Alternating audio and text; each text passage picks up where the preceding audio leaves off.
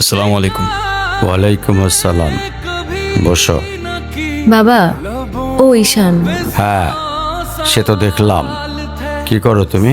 আমি এলএলবিতে লাস্ট ইয়ারে আছি। ও, স্টুডেন্ট। তোমার উদ্দেশ্যটা কিন্তু আমি বুঝতে পারছি। জি স্যার। তোমাদের মতো ছেলেরা কেন আমাদের মতো বিজনেসম্যানের মেয়েকে টার্গেট করে, কিসের লোভে, সেটা আমার খুব ভালো করে জানা আছে। বাবা, কি বলছো এসব?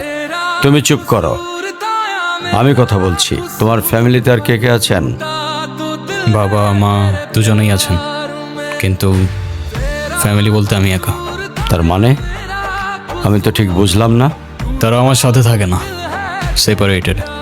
ও, বুঝতে পারছি। তা প্রবলেমটা কার ভেতরে? বাবা মাকে ছেড়ে চলে গেছেন নাকি মা বাবাকে? আপনি ঠিক কি মিন করতে চাচ্ছেন আমি ঠিক বুঝলাম না।